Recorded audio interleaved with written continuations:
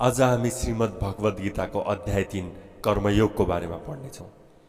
ज्ञानयोग र कर्मयोग अनुसार अनासक्त भावबाट नियत कर्म गर्न निमित्त श्रेष्ठताको निरूपण, यज्ञादि कर्महरूको आवश्यकताको निरूपण, ज्ञानवान र भगवानका निमित्त पनि लोक संग्रहार्थ कर्महरूको आवश्यकता, अज्ञानी र ज्ञानवानको लक्षण तथा रोगदेशबाट रहित भएर कर्म गर्ने प्रेरणा, काम निरोधको विषय, यी सबै कुराहरू हामी अध्याय 3 कर्मयोगमा गर्नेछौँ।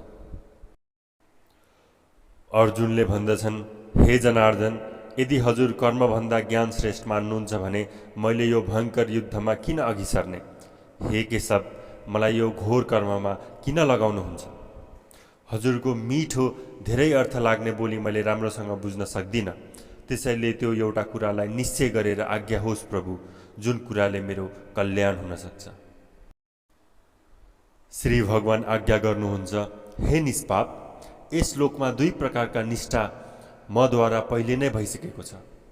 तिनमा साङ्ख्ययोगीहरूको निष्ठा त ज्ञानयोगमा रहन्छ भने कर्मयोगीको निष्ठा कर्मयोगसँग हुन्छ। मानिस न त कर्महरूको आरम्भ नै नगरिकन निष्कर्मलाई अर्थात् योगनिष्ठालाई प्राप्त गर्छन्, न कर्महरूको केवल त्याग मात्रले सिद्धि अर्थात् साङ्ख्यनिष्ठा नै प्राप्त गर्छन्। निस्सन्देह कुनै पनि मानिस कुनै पनि समयमा एकछिन पनि केही न केही काम नगरी रहनै सक्दैन, किनभने सारा मानव समाज प्रकृतिका गुणहरूद्वारा कर्म गर्नका लागि बाध्य गराइएका हुन्छन्। जो मूढ बुद्धि मानिस समस्त इन्द्रियहरूलाई देखावटी रूपमा हठपूर्वक रोकेर मनले भने ती इन्द्रियहरूका विषयमा चिन्तन गर्छ, त्यस्तो मानिस मिथ्याचारी अर्थात् दम्भी मानिन्छ। तर हे अर्जुन, जो पुरुष इन्द्रियलाई मनले वशमा राखेर अनासक्त बनी सबै इन्द्रियद्वारा कर्मयोगको आचरण गर्छ, त्यही नै श्रेष्ठ छ। तिमी शास्त्र अनुसार कर्तव्य कर्महरू गर, किनभने कर्म नगर्नुभन्दा केही कर्म गर्नु नै उचित हुन्छ, तथा कर्म नगरी बस्दा तिम्रो शरीरको निर्वाह पनि सिद्ध हुँदैन अर्थात् चल्न सक्दैन। यज्ञका निमित्त गरिने कर्म बाहेक अन्य कर्महरूमा लाग्दा नै मनुष्य समुदाय कर्महरूले बाँधिएको हुन्छ। यसकारण हे अर्जुन, तिमी आसक्तिले रहित भएर यज्ञका निमित्त नै कर्तव्य कर्म गर। प्रजापति ब्रह्माले कल्पको सुरुमा यज्ञसहित प्रजाहरूलाई रचना गरेर उनीहरूलाई भन्नुभयो, तिमीहरू यो यज्ञद्वारा अघि बढ्दै जाऊ र यज्ञले तिमीहरूलाई इच्छित भोग प्रदान गरोस्। तिमीहरूले यो यज्ञद्वारा देवताहरूलाई उठाऊ अर्थात् सम्मान गर, पूजा गर, अनि देवताहरूले पनि तिमीहरूको कल्याण गर्नेछन्। तिमीहरूले गरेको यज्ञद्वारा सन्तुष्ट भएर देवताहरूले तिमीहरूका सबै आवश्यकता पूरा कीर्ति गरिदिन्छन्। तर जसले देवताद्वारा पाएको भोग्य सामग्रीहरू उनीहरूलाई नै अर्पण नगरी भोग खान्छ भने त्यो चोरै हो। यज्ञबाट बचेको शेष अन्न खाने पुरुष सबै पापबाट मुक्त हुन जान्छ, र जो पापीहरू आफ्नो शरीरको पोषण गर्नका लागि नै अन्न पकाउँछन् उनीहरूलाई त पापलाई नै खान्छन्, अर्थात् ती आफै पापी ठहर्छन्। सम्पूर्ण प्राणीहरू अन्नबाट उत्पन्न हुन्छन्, अन्नको उत्पत्ति वृष्टिबाट हुन्छ र वृष्टि यज्ञको हुने गर्छ। यसै गरी यज्ञको उत्पत्ति पनि विहित कर्महरूबाट नै हुने गर्दछ। कर्म समुदायलाई तिमी वेदबाट उत्पन्न र वेदलाई भने अविनाशी परमात्माबाट नै उत्पन्न भएको जान। यसबाट सिद्ध हुन्छ कि सर्वव्यापी परमात्मा सदैव यज्ञमा प्रतिष्ठित रहन्छन्। हे पार्थ, जो पुरुष यो लोकमा यसरी परम्पराबाट प्रचलित सृष्टि चक्रको अनुकूल चल्दैन अर्थात् आफ्नो कर्तव्यलाई पालन गर्दैन, त्यो इन्द्रियहरूद्वारा भोगमा रमण गर्ने पापी पुरुषले बाँच्नु व्यर्थ छ। परन्तु जो मनुष्य आत्मामा नै रमण गर्ने र आत्मैमा तृप्त तथा आत्मामा नै सन्तुष्ट छ, उसका निमित्त कुनै कर्तव्य हुँदैन। त्यस्ता महापुरुषका निमित्त यो विश्वमा न त कर्म गर्नमा नै कुनै प्रयोजन रहन्छ, न त कर्महरू नगर्नमा नै कुनै प्रयोजन हुन्छ, तथा सम्पूर्ण प्राणीहरूमा पनि किञ्चित मात्र पनि स्वार्थ सम्बन्ध रहँदैन। यसकारण हे अर्जुन, तिमी निरन्तर आसक्तिबाट रहित भएर सदा कर्तव्य कर्मलाई नै राम्रोसँग गर्दै गर, किनभने आसक्तिबाट रहित भएर कर्म गर्ने मनुष्यले परमात्मालाई प्राप्त गर्न सक्दछ। जनक आदि ज्ञानीले पनि आसक्ति रहित कर्मद्वारा नै परम सिद्धि प्राप्त गरेका थिए।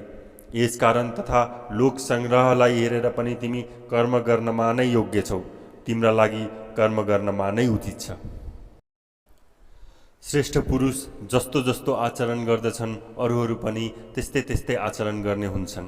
अनि त्यस्ता पुरुषले जे जस्तो प्रमाण गरेर देखाउँछन् समस्त मानव समुदाय त्यसैको अनुसार चल्न पनि थाल्दछन्। हे अर्जुन, मैले पनि यी 3 लोकमा गर्नै पर्ने न त केही कर्तव्य छ न कुनै पनि प्राप्त गर्ने योग्य वस्तु अप्राप्त छ, त्यही पनि म कर्ममा नै चल्दछु। किनभने हे पार्थ, यदि कदाचित म सावधान भएर कर्ममा लागिन भने ठुलो हानि पनि हुन सक्ला। किनभने मानिसहरू सबै प्रकारले मेरै मार्गको अनुसरण गर्नेछन्, अर्थात् असावधान र अल्छी बन्न जानेछन्। यसकारण यदि मैले कर्म गरिन भने मानिसहरूको गति मति नष्टभ्रष्ट हुन जाला, वर्ण सङ्करहरू उत्पन्न हुन सक्लान् अनि समस्त प्रजाको नष्टभ्रष्टको कारण म नै बग्न पुग्नेछु, अर्थात् म नै दोषभागी हुन पुग्नेछु। हे भारत, कर्ममा आसक्त भएका अज्ञानीहरू जसरी कर्म गर्दछन्, आसक्तिरहित विद्वान पनि लोक सङ्ग्रह गर्ने इच्छाले उस्तै प्रकारले कर्म गर्दछन्। ज्ञानीले विचार गर्नु पर्यो कि ती शास्त्रविहित कर्महरूमा आसक्त अज्ञानीहरूको बुद्धिमा भ्रम र कर्ममा अश्रद्धा उत्पत्त हुने काम आफूबाट नहोस्, तर स्वयं शास्त्रविहित समस्त कर्महरू विधिपूर्वक गर्दै उनीहरूलाई पनि त्यसरी नै गराउँ। वास्तवमा सबै कर्म सबै प्रकारबाट प्रकृतिका गुणहरूद्वारा गरिन्छ तापनि जसको अन्ततकरण अहङ्कारबाट मोहित भइरहेको छ, यस्तो अज्ञानी म कर्ता हुँ यस्तो मान्दछ।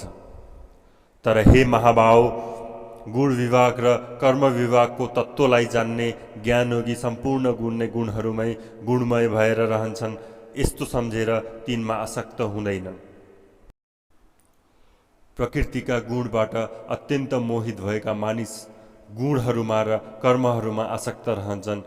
त्यस्ता मन्दबुद्धिका अज्ञानीहरूलाई पूर्णयता जान्ने ज्ञानीहरूले विचलित नगरून्। म अन्तर्यामी परमात्मामा लागिरहेको चित्तद्वारा सम्पूर्ण कर्म मलाई नै अर्पण गरेर, अर्थात् मैमा अर्पण गरेर आशा ममता र सत्ता परहित भई तिमी युद्ध गर। जो कुनै मनुष्य दोष दृष्टिबाट रहित भएर श्रद्धापूर्वक मेरो यो मतको सदा अनुसरण गर्छ, तिनीहरू पनि सम्पूर्ण सकाम कर्मबन्धनबाट छुट्न जान्छन्। तर जो मानिस मलाई दोषारोपण गर्दै मेरो मत अनुसार चल्दैनन्, ती मूर्खहरूलाई तिमी हतबुद्धि नै सम्झ। सबै प्राणीहरू प्रकृतिलाई प्राप्त हुन्छन्, अर्थात् आफ्नो स्वभाव अनुसार परवश भएर काम गर्दछन्। ज्ञानी पुरुष पनि आफ्नै प्रवृत्तिकै अनुसार चेष्टा गर्दछन्, अनि यसमा कसैको हटले के गर्दछ? प्रत्येक इन्द्रिय र इन्द्रियका विषयमा राग देशहरू दुवै छिपेर बसेका छन्।